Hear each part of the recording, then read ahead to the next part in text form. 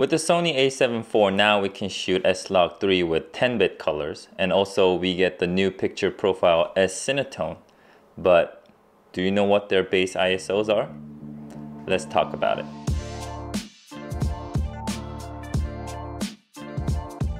Hello epic YouTubers, Mike here, and today I'm going to be talking about base ISO of S-Log3, S-Cinetone, and no picture profile on your Sony A7IV. And the reason why I made this video is because a lot of people think that by using S-Log3 or S-Cinetone you're always going to get a great image, which is not true.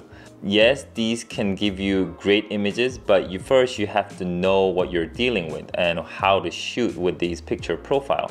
And before you jumping in to S-Log3 or S-Cinetone or whatever, I think it's very important to know their base ISO. So those of you who don't know what base ISO is usually the starting ISO, which give you the cleanest image with the least amount of noise.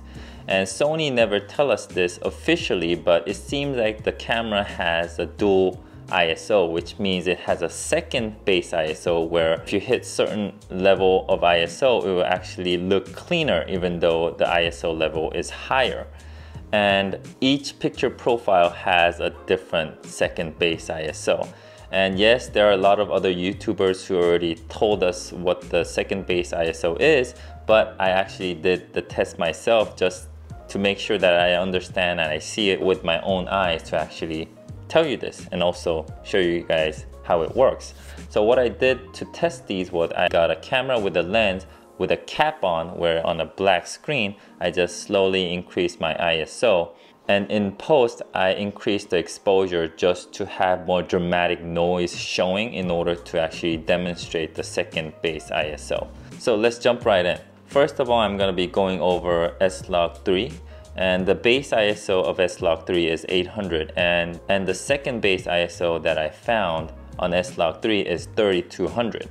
And also, yes, you can shoot lower than 800 on S-Log3, but you'll get a less dynamic range if you shoot lower than 800 ISO. So let's show you right here. So it says 800, which is our base ISO.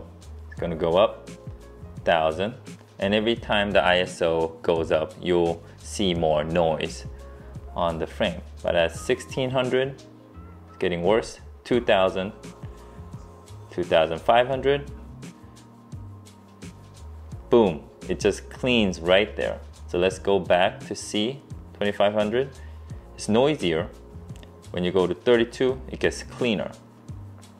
Noisier, cleaner. So theoretically 3200 is supposed to be noisier than 2500, but in this case second base ISO kicks in at 3200 at S-Log3. So let's jump to S-Cinetone. The starting base ISO of S-Cinetone is 125, and then the second base ISO that I found is 500. So let's take a look. So it starts at 125, 160, 200, 250, 320, 400, and 500.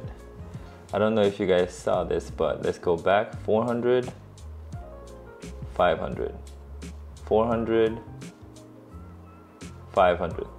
So you can see that from 400 to 500, the 500 looks cleaner. So that's when the second base ISO kicks in for the S-Cinetone. So I was looking at this and I found out a pattern where the second base ISO kicks in after 2 more stops from your first base ISO. When I say stop, it's basically doubling the ISO. So if I started from 100 ISO, the one stop over is 200. And from 200, another stop is 400. So one stop is basically you doubling the ISO. So when we go back to the example S-Log3, the base ISO is 800. Which means that 2 stops over is going to be 16 and 3200. So it got cleaned at 3200. The same with the S-Cinetone, where starting is 125. One stop over is 250. The second stop is 500, where it actually got cleaner too. So for no picture profile, where the base is 100, if my calculation was correct, after 2 stops it will get cleaner. In this case is 400. So let's take a look. So 100 is the base ISO, 125, 160, 200, 250, 320, and then 400. You see that it got cleaner. 500, and then I just kept going just to see if there was any third base ISO, which it doesn't. So hopefully my demonstration made sense, and for conclusion, it's best to shoot your picture profile on your base ISO or your second base ISO if you want the cleanest image possible.